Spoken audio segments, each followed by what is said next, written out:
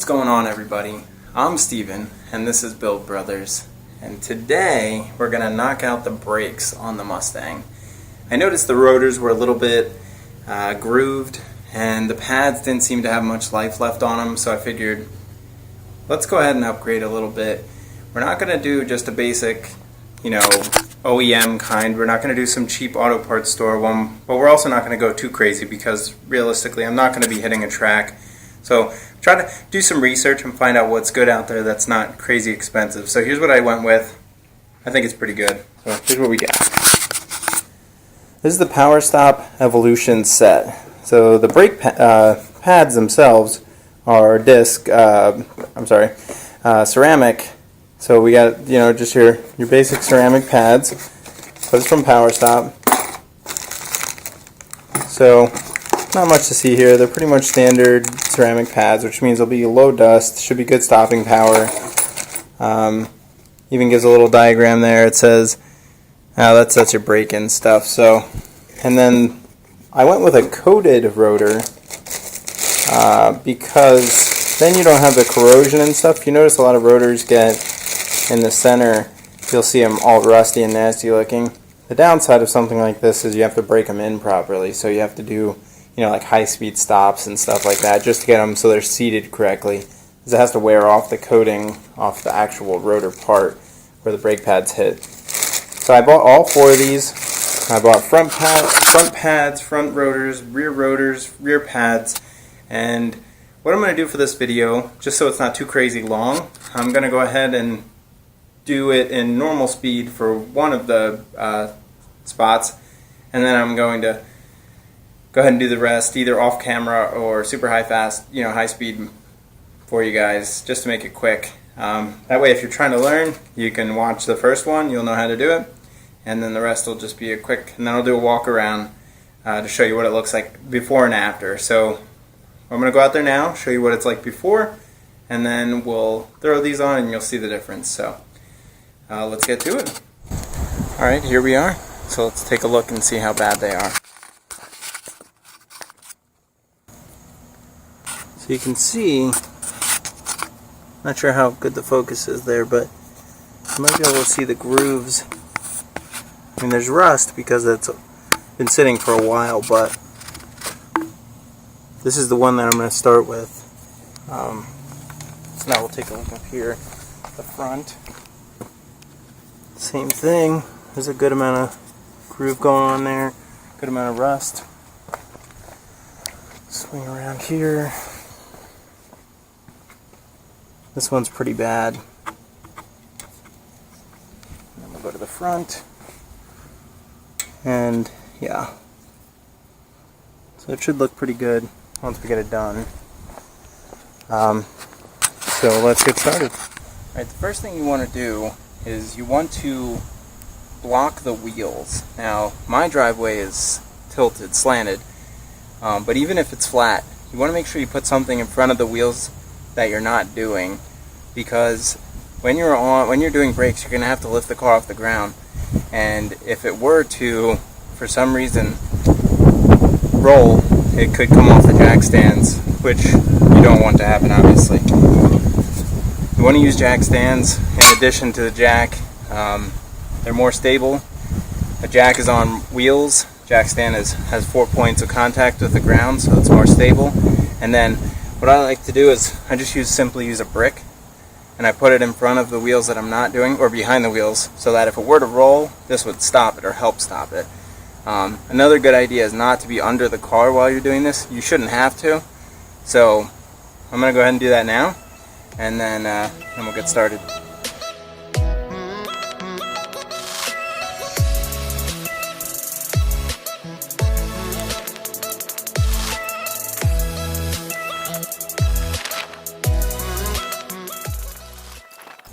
Just a tip, generally you want to initially loosen the lug nuts when the tires are on the ground, but because it's rear wheel drive and I have it in gear, I was able to do that with it elevated. So another reason you'd want to do that, which I totally forgot, is when it's really hard to turn and it's off the ground, you're pushing against the jack stands. so it's not a good idea. But I did it. Not a great idea. So generally loosen them while, just a little bit. Just break the hard part while it's on the ground. Then jack it up. That way you're not pushing against the car while it's on the jacks. So.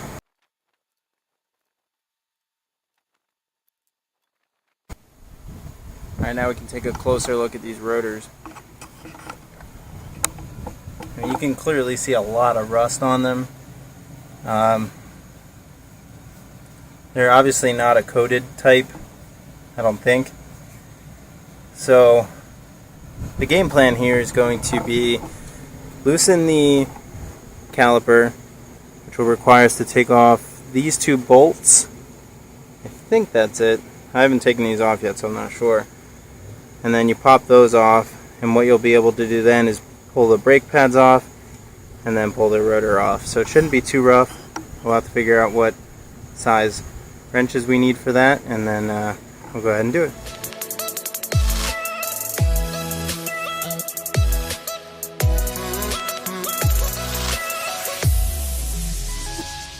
Okay, got those two off, and if you noticed, that was a bit of a challenge on the bottom one. So from there, you're going to need to figure out, for your specific car, if there's any additional bolts. It does feel like it's loose. For mine, I'm not sure if we have anything else. Looks like the e-brakes intertwined with that, so may have an additional. Let me take a look and figure it out. Okay, it doesn't look like it is any, doesn't look like I need to take anything else out. What I did notice was, if you may have noticed this, I didn't see it until a second ago, this is actually one of the pieces of the brake pads. It's a shim, I believe it's a shim, and it goes right inside here, but it's obviously hanging loose, so that could be part of why there's grooves in the brake pads, or I'm sorry, brake rotors. What I did notice, and you can see now once I take that shim out, is the pads themselves have a ton of life left on them. I mean, look at that, they're practically brand new. I don't know if they're crappy pads or just crappy rotors or what, but or maybe it's just because it was sitting for a long time, but at the end of the day, it may actually be, these pads actually look relatively good. I wonder if I could just go through and resurface these, and I don't know. We're gonna keep going ahead and putting on new pads and rotors, even though everything looks okay. I could probably get these you know, grinded down and reused, which you can totally do. But for me, myself, I'm going to go ahead and replace everything just so we know they're good. So let's go ahead and take these off. Now, the caliper themselves, this is the main part of the caliper.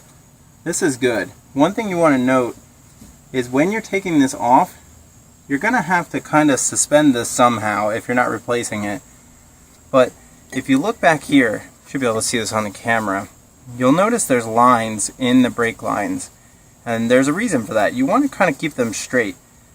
These are rubber on the outside, but they have a solid line on the inside, and you don't want to twist them because you can actually kink the inside of the line, and once you do that, then you're going to have to end up replacing the whole line, and that can be a pain in the butt. So what I like to do is try to keep them somewhat in the same orientation and just suspend them somehow without putting too much pressure on the line. So this should be okay right here. It looks like it's pretty solid. Try not to let them fall, and yeah, that should be good. So next thing, there's two more bolts for this bracket here, and then that will take this whole piece off, and it will also take allow this to be free, and then we can pop this off and put everything back on. So I'm going to go ahead and loosen that up, and then we'll start mounting the new stuff.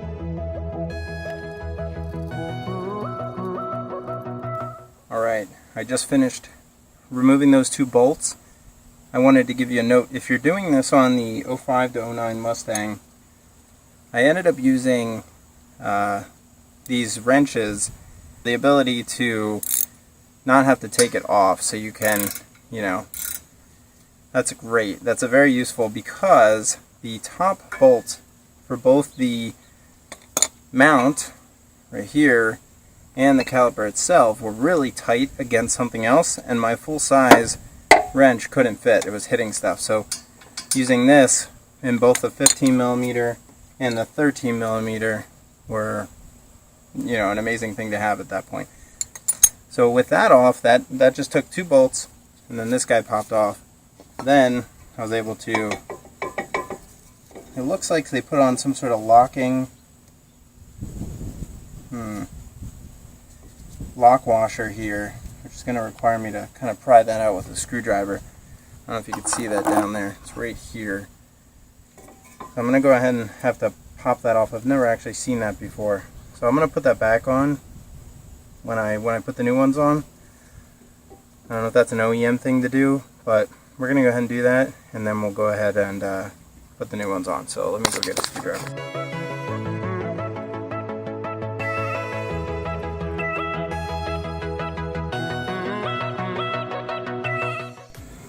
Alright, we got that off. That was a little bit of a pain. Now this is completely free. So, I'm starting to realize that the brake rotors aren't that bad. One thing though is right here in the hub itself, there's rust in here. This isn't coated, obviously. I don't know if you can see that. So what I'm going to do is I'm going to hit this all with brake cleaner, clean it up. I'm going to hit this with a wire wheel, clean that up, and then I'm going to actually paint the calipers and the center of this with just some black paint with some primer.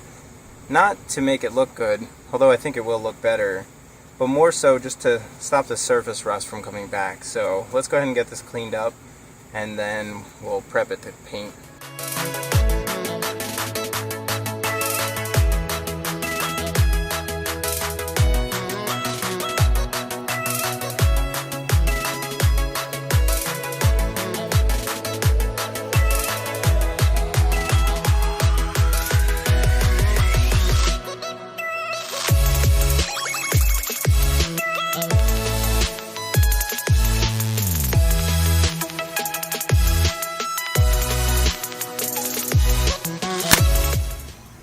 Alright, so I'm going to use this high heat engine paint here and go ahead and spray this down. So let's do it. Alright, while that dries, I'm going to go ahead and dry and clean this up, which is your mounting bracket, and then I'm going to tape off the caliper and then hit that with some black paint as well. Alright, so we have the mount, the bracket, whatever it's called, for the brakes. So I cleaned that up. I taped off the rubber parts, so now we're going to hit it with some black paint, high heat.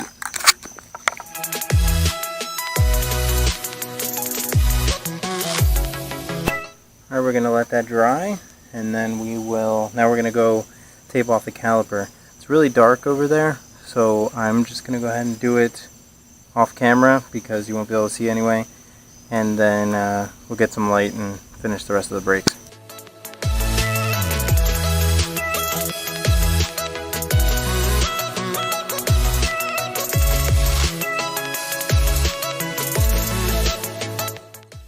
Okay, the weather is not cooperating, so we're going to pull this off. I think we're good to put everything back together now. So I'm going to grab the rotor, throw that on, and then we'll look at how to hook up the new stuff. So I'm going to grab the mount for the brake pads, we'll get that mounted up, and we'll do all this. I'll explain it as I go, so let me go grab the parts.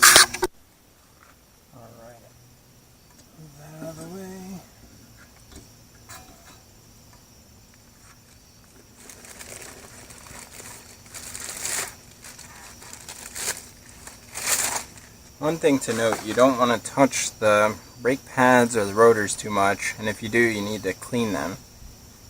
So, I did not touch the surface, so we're just going to go ahead and slide this on here.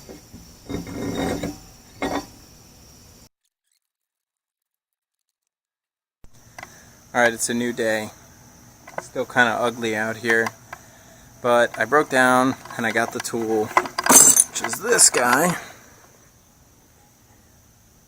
They call it a master disc brake kit if you're looking for one. If you have slots in your caliper, it's probably a good idea to use this. I saw it on other videos and it seems pretty easy. I've never used one. It's a pretty simple concept. It spins it. Much easier than using a random tool like I was trying to do. So we're going to give it a shot, and I'll tell you if I recommend doing it. From Advance Auto, that was $120. They had a discount, so it was $100. The cool thing is it's a loaner, so I can keep it and not deal with it, or I can return it and get my money back. So for this case, I'm probably just going to return it, but then I may, in the future, go ahead and get it. So let's give it a shot. Let's see how it is to hook up, set up, and use, and see if it's easy. So let's see how it goes.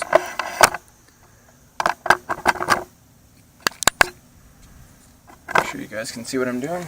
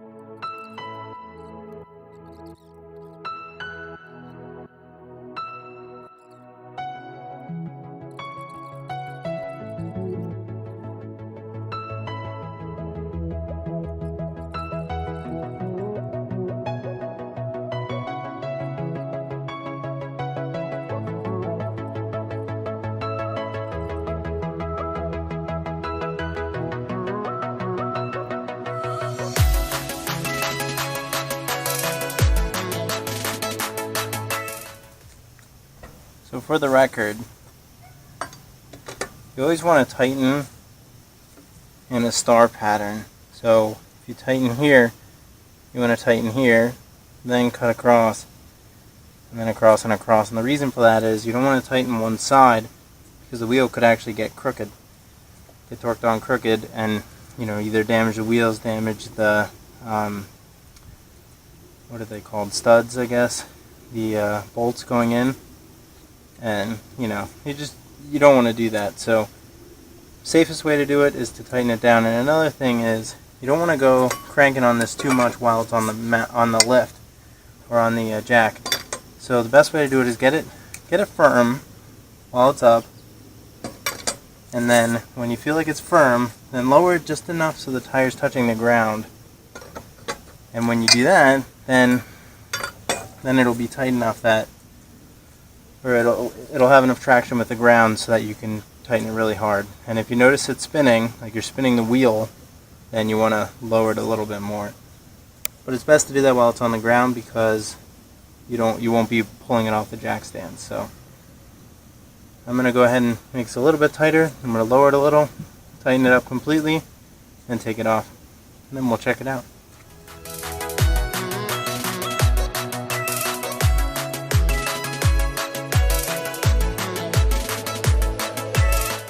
Alright, we finished it up, so let's see what it looks like now afterwards. I think it's a lot better. Of course my wheels are dirty, so I'm going to need to go through there and clean that up, but I think they look nice. So you can see the painted caliper back there. It doesn't look ugly. So once we get these wheels cleaned up, we should be good to go.